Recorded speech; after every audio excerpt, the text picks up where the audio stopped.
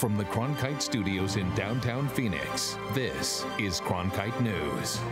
A massive earthquake hit Anchorage, Alaska, damaging buildings, buckling roads, and sending people running into the streets. What we know so far.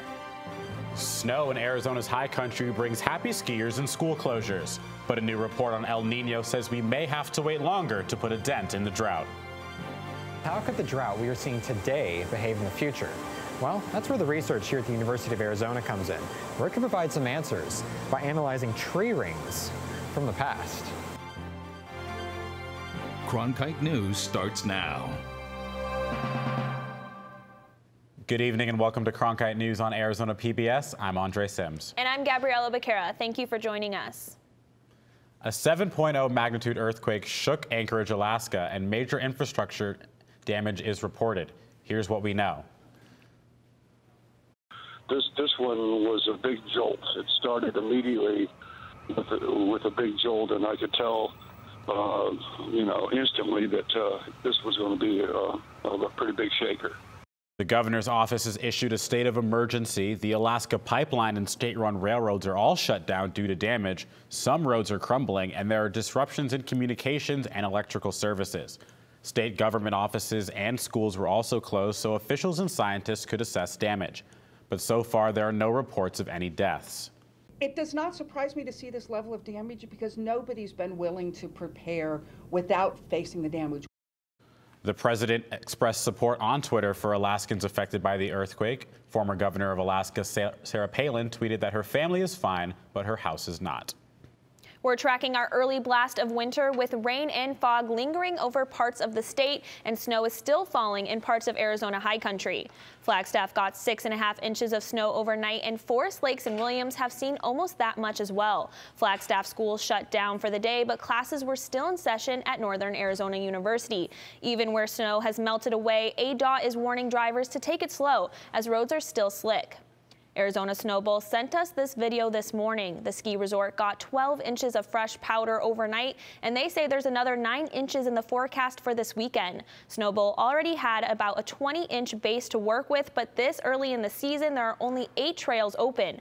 Right now, four-wheel drive or chains are recommended for anyone looking to drive up Arizona Snow Bowl Road.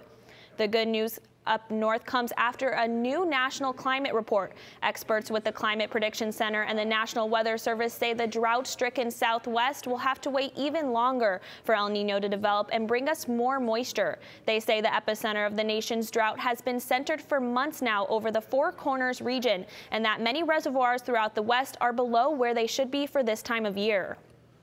Another way to gauge what's happening with Arizona's drought is to look into the past. And now, by studying different types of trees, researchers are able to delve further back, hundreds of years into the past. Cronkite News reporter Jordan Evans reports scientists at the University of Arizona are doing this by looking at tree rings. In the area from the Tropic of Cancer to the Tropic of Capricorn, the weather is hot and holds some of the planet's most extreme deserts, like the Sahara. But did you know that this region can shift in both directions? And that's what researchers studying tree rings at the University of Arizona believe. That's exactly what's happening. We see a trend in, atmospherically speaking, the tropical region moving further north in the northern hemisphere. And so we wanted to, with our research, we wanted to put that in a historical context to see, what has that happened before. Valerie Ture and her team analyzed trees to find answers to why this is happening. We used tree ring data from 5 regions across the northern hemisphere. We combined them all, and combined they reflect how the edge of the tropics has moved over the last 800 years. The trees are sensitive to how much rain falls in that region. So if it's a wet year, they grow wide rings. If it's a dry year, they grow narrow rings. The tropics are driven by Hadley cells. These are big atmospheric circulations where air rises at the equator and sinks around 30 degrees north and south latitude. The result of this sinking air can be the formation of desert regions. And so as the Hadley cell moves further north, it brings drought further north. And so the Hadley cell normally on average is at about 30 degrees. So if it creeps northward, it means it's going to bring even more drought to the Tucson region. Ture says understanding how the tropics acted before human-caused climate change can help climatologists better predict the behavior of the tropics in the future. The researchers also told me the current expansion of the tropics is likely due to an increase in greenhouse gases, and that these expansions are also likely a factor in the current drought. In the broadcast center, Jordan Evans, Cronkite News. Rain has flooded the camp of more than 6,000 Central American migrants in Tijuana. The camp is being relocated to a drier area because of unsanitary conditions. The camp housed men, women, and children. Officials said many refused to be moved because the new shelter is an hour further away from the San Ysidro port of entry, where they were trying to cross over into the U.S. Officials said the new shelter is expected to hold at least 3,000 people. In the Valley, churches holding refugees from Central America say that they are at capacity. Church officials say now volunteers are bringing food, clothes, and other necessary things to people staying in the churches. Governor Doug Ducey is now in Hermosillo, Sonora for the second day of the Arizona-Mexico Commission's annual conference. The commission is designed to encourage working together and trading across our southern border.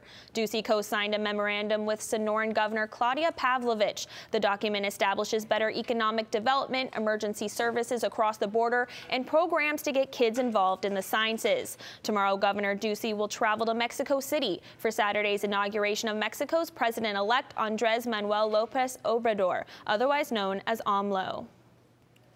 In Argentina, President Donald Trump kicked off 2 days of diplomacy at the G20 summit. Trump is hailing a revised North American trade deal called the United States-Mexico-Canada Agreement. I look forward to working with members of Congress and the USMCA partners, and I have to say it's been so well reviewed, I don't expect to have very much of a problem to ensure the complete implementation of our agreement. The president spent over a year pushing his fellow leaders into agreeing to rewrite the North American trade rules. Trump, Canadian Prime Minister Justin Trudeau, and Mexico's outgoing President Enrique Peña Nieto signed the new pact today. Trump says he might sit down with Saudi Crown Prince Mohammed bin Salman during the summit. Relations are tense in the wake of the killing of Washington Post journalist Jamal Khashoggi. Trump also canceled a meeting with Russian President Vladimir Putin before the summit even began. A copper mining company in Arizona wants to build what could be the largest copper mine in North America. The company is now working with Native American tribes to figure out where ancestral sites and artifacts are. Cronkite News reporter Rachel Charlton explains it's an unexpected collaboration. To understand this unique partnership, we have to go back to 2015. The San Carlos Apache tribe protested the proposal of a copper mine near the town of Superior. The mine would be below an area sacred to Native American tribes, known as Oak Flat. I remember going out there when I was small with my grandma and stuff, and we used to go pick acorns out there and, you know, do a lot of harvesting and stuff. Anna Jackson of the Yavapai Apache tribe is a tribal monitor. She's part of a collaboration that started last spring between 7 different Native American tribes, the U.S. Forest Service, and Resolution Copper. They're documenting ancestral sites and artifacts in remote areas of the Tonto National Forest. The tribal monitors are employed through Westland Resources, an Arizona environmental consulting firm. Resolution Copper funds the program, and the U.S. Forest Service trains the tribal monitors. We couldn't be happier about having this ability to partner with Native American tribes who actually have knowledge about the landscape that we don't have. For tribal monitor Thomas Alvarez of the Tohono O'odham Nation, the program offers an opportunity to connect with his past. This plant right here is called a devil's claw. It's native to this area. My ancestors have been using this in the ancient times, and my tribe, they still use this today. They use this for basketry. Westland archaeologist Galen Tinsley describes ruins just a few feet away from the plant. The first thing we noticed is as we walked up the slope, we saw artifacts. So then you follow the artifacts up slope, and then you find these architectural elements, which are these stones which are kind of consolidated and out of context. The finding of Devil's Claw and the rock formations indicate Alvarez's ancestors were here. It's a Salado site, which is related to my ancestors, the Hoogum, and they have it nearby this site. So the vegetation that's here, I'm pretty sure that they were using it. It's like a farm. These findings, from Devil's Claw to ruins, will be included in the environmental impact assessment for the proposed copper mine. then we can take all of the baseline data in consideration, and it can help inform our plans of where facilities ultimately reside or how we deal with impacts to things that are special in the landscape. For Jackson, this program offers a chance to potentially influence the construction of the mine. It does kind of make me, you know, feel bad that I'm doing this knowing that they're funding it, but in another sense, you know, it's like, but hopefully by us doing this, it will hopefully prevent a lot of, you know, disturbance of the area. TC hopes the tribal monitors will continue to work with the Resolution Copper throughout the multi-year permitting process. In Superior, Rachel Charlton, Cronkite News. According to Resolution Copper, the mine is expected to produce nearly 25% of the annual U.S. copper demand once it becomes operational. Nearly half of U.S. college students struggle with not having enough food to eat, including here in Arizona. That's according to the most recent study from the National Conference of State Legislatures. Los Angeles Bureau reporter Emily Four reports on efforts to alleviate hunger among students. Gisela Galvez is a sophomore at Santa Monica College. She travels to school from outside of Santa Monica, making it difficult for her to eat 3 meals a day. So she decided to schedule her classes around the Corsair Market, a program that provides free food for students once a week. For right now, it's a great privilege, but I do believe that it should be a right. Not only does Galvez get food from the school's Corsair Market, she also volunteers.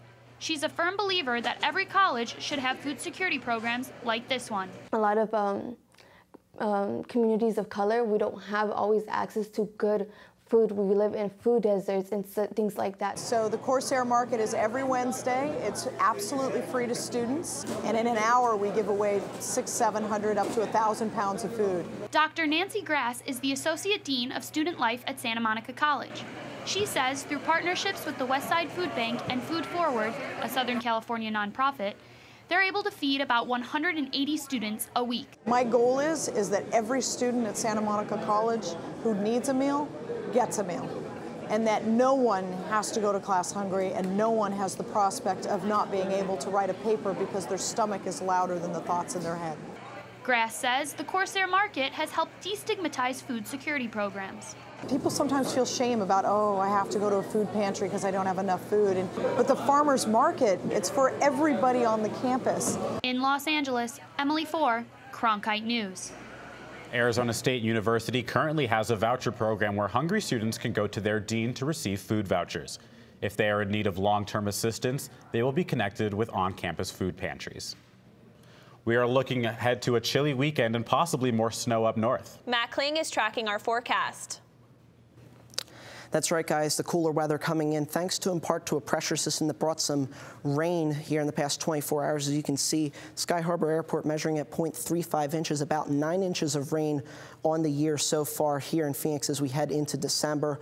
Rain totals anywhere from 0.12 inches in Chandler all the way up to 0.6 inches in Peoria. And as mentioned earlier in the show, the snowfall totals anywhere from about 2 inches in Window Rock to about a foot of snow, possibly in Snowball, I should say, as the snow continues on here late Friday. But there was more snow coming Sunday night. The levels will fall about 4,000 feet, so there's going to be more snowfall than rain in this system. But it will possibly bring some rain to Phoenix and down in Tucson as well. Here tonight, though, temperatures in the mid-50s in the evening. If you're heading out, make sure to bring in an extra sweatshirt or sweater if you're doing anything for a long period of time.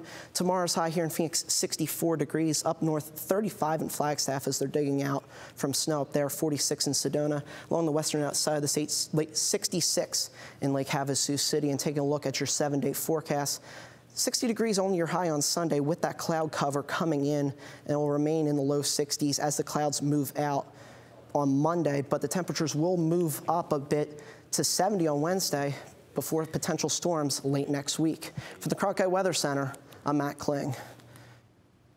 The saguaro cactus is an Arizona icon, but there's concern saguaros aren't growing like they used to. Cronkite News reporter Jordan Daphnis introduces us to a couple monitoring these changes closely at Saguaro National Park in Tucson. The total height is 11 feet. Okay. Every year, Tom Oram and Nancy Ferguson measure the height of each of the 600 saguaros in a 60-acre plot at Saguaro National Park. Wow. It's more important to us, I think, to be out here measuring cacti than figuring out how to invest our money so that we make more money or, lots of other things. The couple has been researching saguaro cacti together at the park since the early 1980s. That's 22. They are individuals, and you get to watch them grow up, and you watch them die, and you watch, the sort of landscape rearrange itself. But over the years, the couple has noticed a trend. There haven't been many new saguaros. From 1993 to 2016, they only found 3 young saguaros in the eastern part of the park. We think saguaros don't require just a single rainy season, that they need rain one summer to get going, they need rain that winter to survive the winter, and then they probably also need a second rainy season to really get established. Biologists say drought and rising temperatures could be to blame. They can't store water when they're little, so they need to have kind of wet soil for the first couple of years. Don Swan, a biologist for Saguaro National Park, authored a study this year that shows climate change is affecting saguaros in the park. Some of our biggest concern does have to do with the survival of the young saguaros, with higher temperatures and longer dry periods being a potential for the future. A recent national study found that the temperature in Saguaro National Park has increased around 2 degrees Fahrenheit between 1950 and 2010. Osvaldo Sala, a professor at Arizona State University, studies how arid ecosystems respond to climate change. He says it may be too soon to tell exactly what the consequences of climate change will be on the park. This is rapid change, and the way to cope with change is to understand change and understand the impact on the different components of the ecosystem. So for now, Tom Oram and Nancy Ferguson plan to continue monitoring the saguaros, 12 feet, building on data that's been collected since 1941. It's just kind of fun to read the landscape. It's research they say in about 10 years' time will show whether or not the saguaros are truly declining or recovering from ongoing drought. In Tucson, Jordan Daphnis, Cronkite News. Saguaro National Park hosts opportunities for people to come help count cacti throughout the park. The next cactus census takes place in 2020. Coming up on Cronkite News, some of our favorite stories of the week. You'll meet the Arizona utility workers helping California rebuild following devastating wildfires. Plus, how climate change may be impacting Arizona breweries. And we take With a Flashback wildfires. Friday for a vintage game of baseball in the Valley. With wildfires, a scarcity of water, and other environmental issues facing the Earth today, it's critical to stay up to date with local impacts of a changing climate. That's why we created Elemental, Covering Sustainability, a multimedia collaboration between public television and radio stations. From climate change to water conservation to renewable energy and much more, Elemental covers the latest in sustainability news. Find our stories on our website, elementalreports.com. Stay in the know on the go. At Cronkite News, we work hard to report the facts and keep you updated, whether we're on set or on the scene. Taking it from the studio to the field. So I'm here in South Phoenix. In Phoenix, we're just a click away. Follow us on Facebook and Twitter, or find us online at cronkitenews.azpbs.org.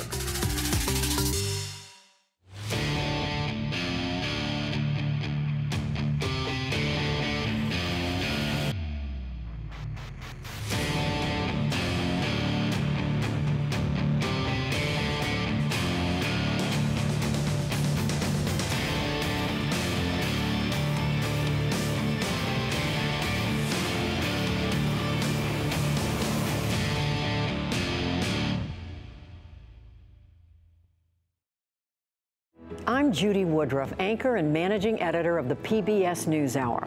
The journalists of tomorrow face a fast-changing media landscape, but quality news remains vitally important to our communities, our country, and our world.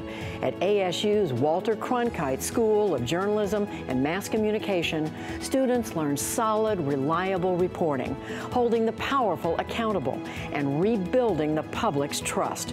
The Cronkite School and Arizona PBS, preparing the next generation for a stronger future of journalism. The California Camp Fire destroyed the town of Paradise, but now the state is looking to rebuild. Reporter Jennifer Alvarez shows us how APS is lending a helping hand in this effort. It's an early morning for these APS workers, but it won't be their last. They're just about ready to head off to California to help get electricity back on in Paradise. They say their last goodbyes to family and get ready for more than 2 months of 14-hour days. But they weren't selected to do this. Rather, all of these people volunteered to do so. Absolutely. It's a great opportunity to give back and hopefully be a little bit of light in the ashes that these people have had to go through. But they're not just turning the power back on like they might do for your home after a monsoon storm. They're helping rebuild the entire power grid from scratch. Poles will be gone, wires will be gone. It's really starting over, so it's a lot of work. It'll take a lot of time. It's a heavy ground effort. You're rebuilding the entire infrastructure of their power. It's literally ground up build, everything. And they're not the only company lending a helping hand to our neighboring state. And there's folks coming as far as New York and Hawaii and all over the country to come and help get this done. They're estimating over 3,000 utility workers from all over the United States. And at the end of the day, they're thankful they can help. It's actually a very humbling experience to go. It's very humbling for these guys to volunteer to go over there, you know, during the holiday time. 3 weeks of that is gone, and it'll be very rewarding, very rewarding. In total, 2 groups from APS will be heading to Paradise, California. The next group is expected to depart November 30th. A new study says that your craft beer bar tab may cost you more in the near future. The reason? Climate change. Sammy Gieber spoke to local breweries on how this is going to affect their businesses. These businesses say climate change affects them more than the bigger companies. So if the production of barley, a key ingredient in beer, goes down like this study in the journal Nature Plants indicates, they could be the ones that get hit the hardest. How's the flight going? It's delicious. There's nothing like spending your Friday night You got it. with a cold one in hand. What was it, $6? But what if that beer, instead of $6, cost $12? I would drink half as much. Probably. This is Wireman from Bamberg, Germany. Barley, a main ingredient in beer, is sensitive to heat and drought. A study from the journal Nature Plants found that in the most severe climate events, beer prices on average would double. Oops, me 14 total for you. There's always concern, personally, of global warming and what that's going to do to, the future of our business and our city. Poole sees the study as a worst-case scenario, but says that if global warming does bring down barley yields, it will affect businesses like his craft brewery, Wren House, the most. We're more price sensitive. We're more sensitive to delays in product, and that's usually where we see it. They can take care of their bigger customers before they take care of us. So any little change affects us a lot. Derek Osborne from Pedal House has been brewing for 22 years. He's already seen temperatures and drought affect prices. We've had some really horrific years. We've had some really good years. And you try and just maximize on the good years and make it last. Barley, it's where you're getting most of the flavor in the body of the beer. It costs a lot to get these microbreweries up and running. One of these tanks costs 20 grand alone, and at Wren House, there's at least 7 of them. We haven't taken a dime out of the business yet. We're 4 years in. So a rise in any ingredient can affect small businesses, but for Poole, it's all worth it. Yeah, just a little splash. Because even if the price goes up, another great beer experience, it's going to take a lot more to get the frosty mug out of these customers' hands. You guys doing all right? The Arizona Craft Brewers Guild told me that local businesses are already implementing ways to do more with less and to help conserve ingredients. They believe that as the yields go down, farming methods and advancing technology will help absorb the impact of climate change. In the broadcast center, Sammy Giebers, Cronkite News. With pitch clocks and replays, baseball is being played differently than it ever has been before. Cronkite News reporter Matt Lively set out to see the game in its original form. If you're not 158 years old, well, you've probably never seen baseball like this before. Go! These guys play America's pastime as it was played in the 1860s. You got the high socks, yeah, the blouse pants. And you're talking to old timers about an old timers game, so we had to come see. And what they saw is a little bit different than what the modern baseball fan is used to. This is an out, that pitch isn't a ball, and the bell is the only way to score a run. Played in a way that nobody's really ever played in 100 years. Jacob Pomranke and his fellow players belong to the Arizona Territories Vintage Baseball League. Made up of 8 teams throughout the state, they've been stuck in the 1860s for nearly a decade. Here, there are no called balls and strikes. Pitches must be thrown underhand, and balls caught on one bounce are outs. These guys play with a regular bat and a little bit of a different ball, but the biggest change, no gloves. Takes a little bit of getting used to, and of course line drives can break some fingers, and you know, you gotta judge for yourself whether you're going to try to catch a hard hit ball. Whether it's a game for hitters and pitchers or strikers and hurlers, this league is for lovers of baseball. It's fun to get out there, wear some cool uniforms, and play by a rule set that, again, nobody's seen for over a century. In Phoenix, Matt Lively, Cronkite News. The league runs from November to April, and the last game will be played at Warren Ballpark in Bisbee, which was built in 1909.